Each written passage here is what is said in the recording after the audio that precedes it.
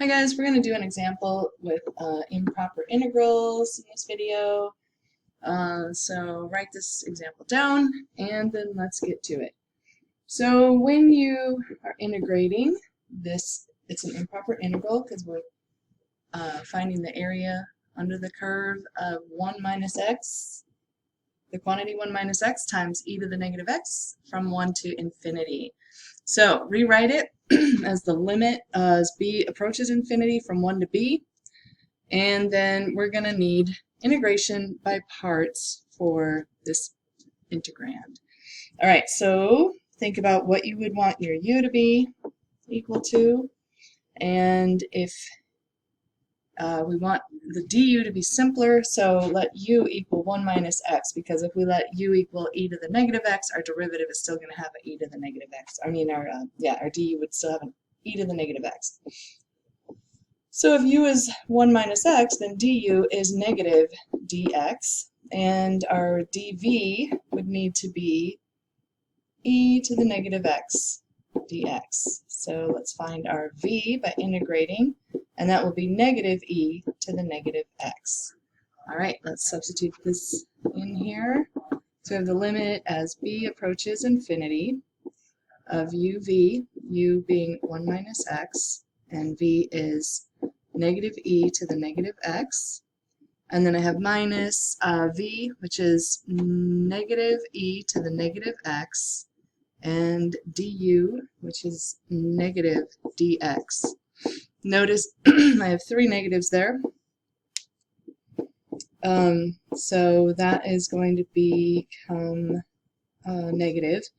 And I have, I'm going to take, well, here, let's just rewrite this. 1 minus x, then I have negative e to the negative x, just repeating that, and then minus e to the negative x dx, and that's pulling out these two negatives. A negative times a negative times a negative will make it a negative.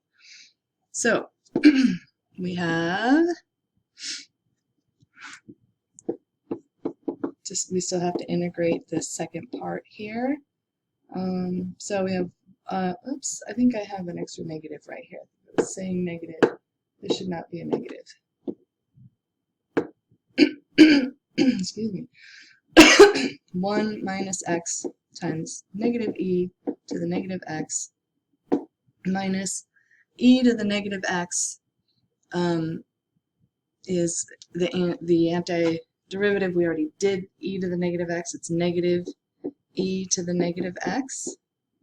Did that over here.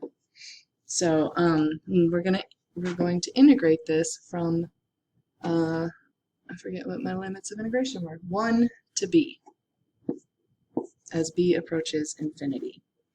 Okay, so let's continue forth. We have the limit as b approaches infinity. I'm going to simplify inside all of this, the parentheses here.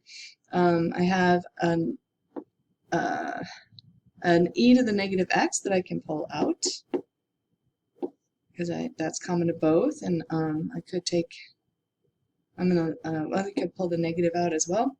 And then I have left over, I have 1 minus x, and then minus 1. And integrating from 1 to b. So simplifying inside those parentheses, we end up with the limit as b approaches infinity of negative e to the negative x, and then you have 1 minus 1 inside there times a negative x, and that negative times that negative is going to become positive. So we have x e to the negative x, multiplying this negative times that negative, and I also pulled the x out in front. And we're going from 1 to b, so we still have the limit here as b approaches infinity. We'll do that at the end. Plugging in b into this expression, we have b minus, or b times e to the negative b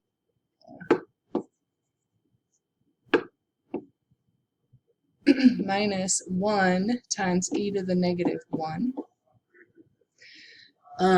Now I'm going to write it one more time. The limit as b approaches infinity. I'm going to drop the two pieces with the negative exponents into the denominator.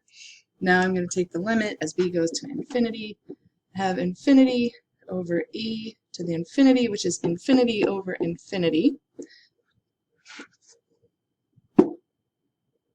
So I can apply L'Hopital's rule on just this piece.